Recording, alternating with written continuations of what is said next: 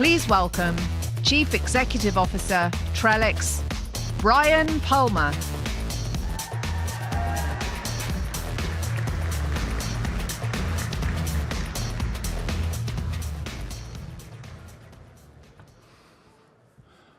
Let's face it, we are in a different era.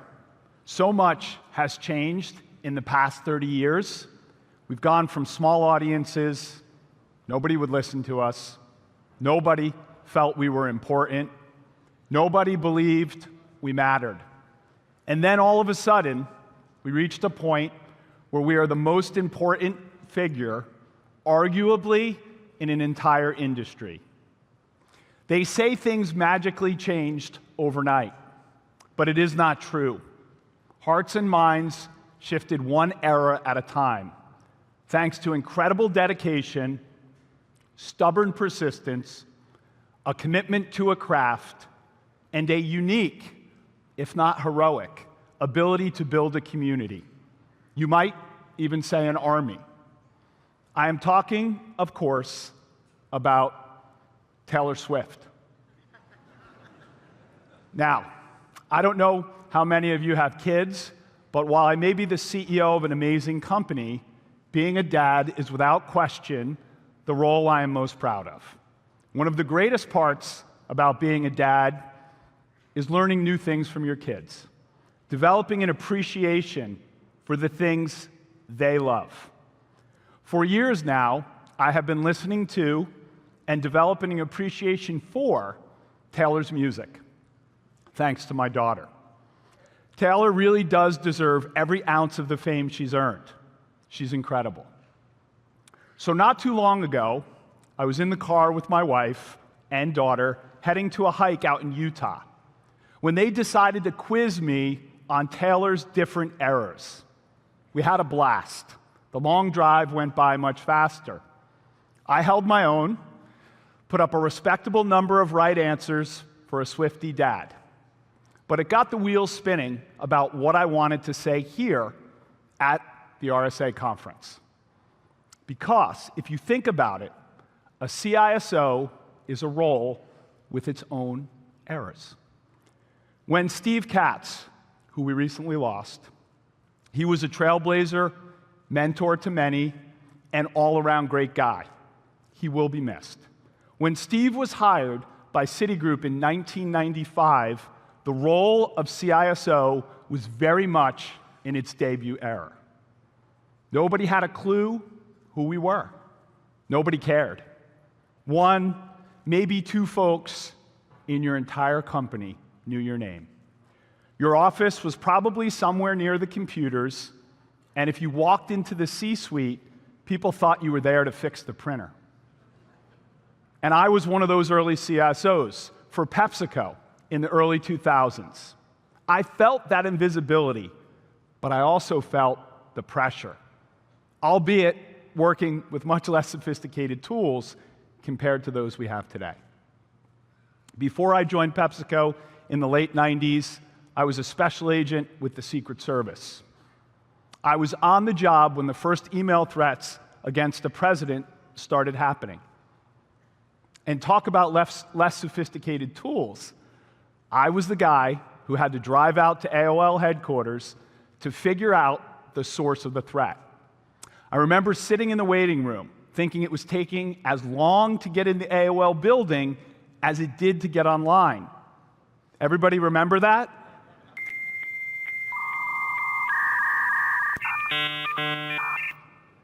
But it really was the dawn of a new era, really the first era. The CISO role was born. Then, around 2002, things changed. It was no longer the debut era. CISOs had demonstrated some value, but nobody knew what to do with us. It is like Taylor's red era. Is she country or is she pop? With cybersecurity, the questions were, who should the CISO report to? Where do we belong? Are we IT? Are we corporate security? Nobody really knew.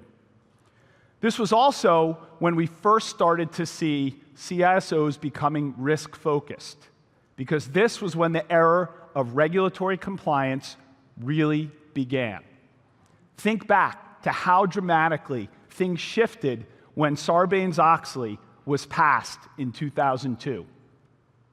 All of a sudden, companies started talking about controls and compliance. SOX is a classic example of government regulation working. It pulled cybersecurity professionals out of irrelevance and into the spotlight. Not quite center stage, but definitely no longer invisible. Remember, this is on the heels of the I love you virus and the Melissa virus. The world of cybersecurity shifted and the CISO role morphed in response. And a lot continued to change during the mid to late 2000s. Attacks became more frequent. They became more complex. Nation-state actors started playing a more central role. And attacks became more expensive. All of which meant if you were a CISO, your phone started to ring a lot. And look, by the time Taylor reached her reputation era, she was fully on the scene, no different than CISOs. And who better to kick off our reputation era than my good buddy, Kevin Mandia, who found himself on the cover of Fortune. And Kevin, please connect me to whoever your photographer is. But in less than 20 years, we went from invisible IT guy to magazine covers. It is pretty impressive. Cybersecurity professionals are fully in the spotlight, for better or worse. Which brings us to today. Look how much has changed. I am of the opinion, or heck, I really know for a fact, a CISO is one of the most important roles within an organization. And I'm not just saying this because I tell people I was an invisible star way back in the debut era, but I like to think about Trellix as the official sponsor of the CISO. In anticipation of coming to the RSA conference, I asked my team to conduct another edition of our research, The Mind of the CISO. We surveyed 500 CISOs and got some incredible data. 96% said they set strategy and have overall responsibility for their company's cybersecurity program. Frankly, there is a bit of an imbalance between the amount of responsibility and the amount of organizational authority. We know that CISOs generally have few direct reports, but routinely present to their company's board of directors. In other words, incredibly limited resources pitted against incredibly high visibility. You think about Taylor Swift. The Eras Tour led to a 20% uptick in concert sales and contributed $5.7 billion to the US economy in 2023 alone. She is somebody who plays an outsized role in the music industry. But the same can be said about CISOs today. They have a disproportionate impact on their organization. They play a much bigger role. And so I think what we are seeing now is a shift into a new era. It is why I believe this conference is a watershed moment in the history of cybersecurity, because a new era is upon us. Taylor is moving into her new Tortured Poets Department era, and we get to name ours too. The team here at the RSA conference nailed it with possibility. I think this is the era of possibility, and let me tell you why. More than 80% of the leaders we spoke with experienced an increase in the number of cyber attacks they faced in the past 6 months. I mean, how often have we been hearing this? It is staggering, and it keeps getting worse. You think to yourself, does it ever end? So we asked point blank, what would most improve your organization's capabilities to defend against this new wave of cyber attacks? It wasn't LLM models, algorithms, or machine learning. You might be surprised by the answer. the #1 answer was industry peers sharing insight and best practice. I've been ringing this bell for a few years now. There is a need for a more collaborative approach to cybersecurity. I talked about it here at the RSA conference in 2023 with the SecOps revolution. The year before, in 2022, I spoke about soulful work and the value of community and recruiting great people to join our effort on behalf of the good. I think we in the cybersecurity community need to do a better job of listening to what our customers are saying. Some of us seem obsessed with debating the merits of each other's platform, but we forget it would be better to operate as one open ecosystem, because that is what our customers repeatedly tell us they want, and that is what our customers need to be successful. This is the era of possibility, because the work we all do will dramatically shift moving forward. So because of this shift, we are going to be the first to do what you asked, to share insight and best practices. It is why I am so proud to introduce our CISO to CISO initiative, a crowdsourced channel for collaborating with peers, fostering discussions, and sharing best practice. And to launch the initiative, I would like to bring out one of the vanguards of our profession, our CISO at Trellix, Harold Rivas, to chat about where things are headed. Harold?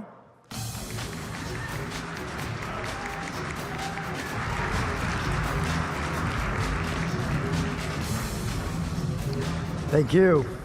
Thanks, Brian. So Harold, you are one of the best CISOs out there. I mean, you are in it every day. You live and breathe this stuff day in, day out. You are in the perfect position to talk about the future of the CISO role. What are you seeing out there? Well, our role continues to evolve. We're charged with managing a risk that is still ill-defined. And in this new era, we take on an even larger role as cyber titans. Let me explain. You see, NATO has recognized 5 domains of warfare: air, land, sea, space, and cyber. But in the last year or so, a 6th has emerged. And that 6th domain, which is considered to be the private sector, exists largely at the intersection of critical infrastructure and information. Or in other words, where cybersecurity professionals live. A cyber titan, I love that. It's a fusion between being a titan of industry and a cybersecurity specialist. But if I hear you correctly, Harold, the private sector, especially cybersecurity professionals, will be playing an increasingly larger role in the future of global conflicts? That is correct. And that's why when I'm asked what is it going to take to be the best CISO in the future, it's through this lens. Everyone in this room is a cyber titan. Excellent. Can you tell me what it means to be a cyber titan? Well, I think about this in 2 parts. I think about the future in terms of the landscape, and I think about the future in terms of archetypes. So in other words, what does the battlefield of the future look like, and what are the skills you'll need to be successful? All right, so let's talk about the battlefield. What do we need to think about? Well, nation-state actors need to be top of mind. We're going to see an increased use of cyber tactics timed with kinetic warfare, like we've seen in the case of wiper malware targeting satellites and telecommunications infrastructure in Ukraine. Interesting you mentioned satellites, because one domain starting to get a lot of attention is space. How important is the space domain today and in the future? That's definitely an increasing part of the future landscape. The idea that space assets will require protection. The attacks of the past will be nothing compared to what we will face in the next 10 years and beyond. For example, I think about the potential of a wiper malware attack against a Mars-based colony that could isolate humans far away in our solar system. Almost all organizations are reliant on space assets in some way. Most current research says that the attack surface isn't well protected, and CISOs have limited knowledge of the domain. But these are issues someone in this room will face one day. It's not sci-fi anymore, it's real. Talking about sci-fi, Gen AI kept popping up all throughout our research, but you're going to hear so much about it across this conference, we're not going to pile on. But definitely check out a copy of our Mind of the CISO research to to understand how cybersecurity leaders are tackling the emergence of Gen AI.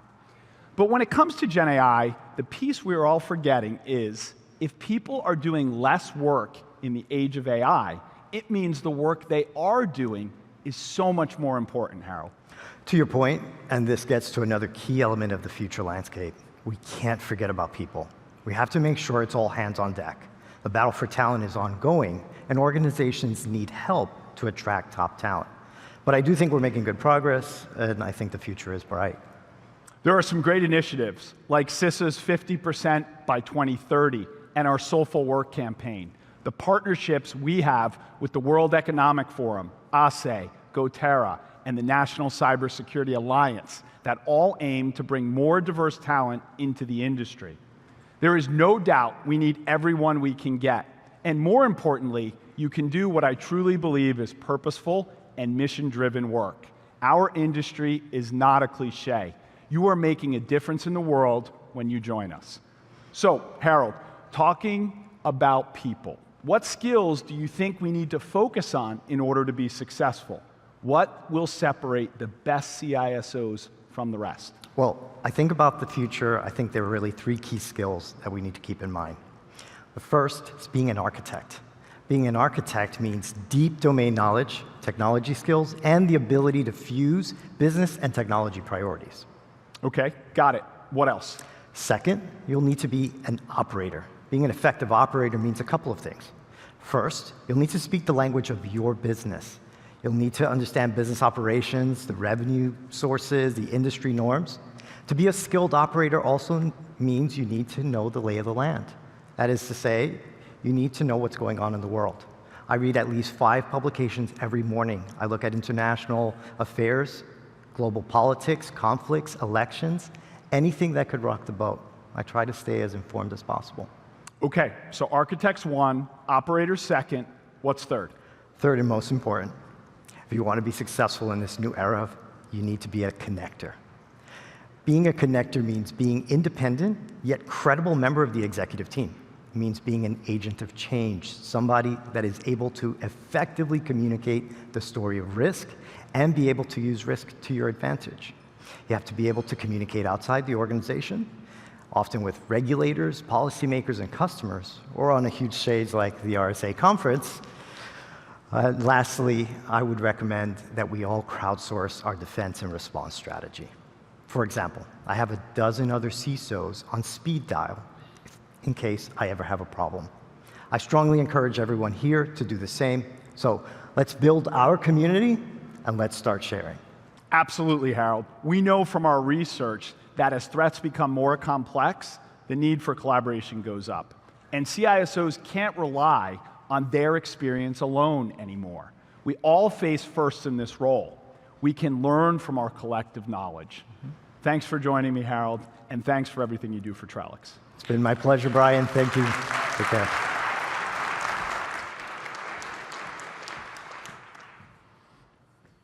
Look, as CEO, I just hope other CEOs understand how important Harold's role is.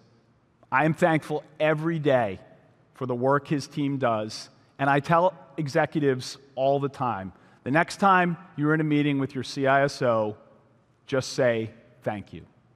Because Harold's right, if we're heading into this new reality, we need CISOs to talk with other CISOs. We need more community in the world of cybersecurity. The bad guys are ahead of us on this one. There were always clear lines of demarcation between them. For years, hacktivists, criminal gangs, and nation-states stayed in their respective lanes. But those lanes recently became blurred. At Trellix, we call this phenomenon shadow syndicates. Sure, it may be a den of thieves, but these shadow syndicates have obvious economic incentives, and the bad guys have quickly morphed into a single mercenary force when it serves their interests. Why is it the case that the bad guys figured out community works to their advantage long before we did? And I want to leave you with an image.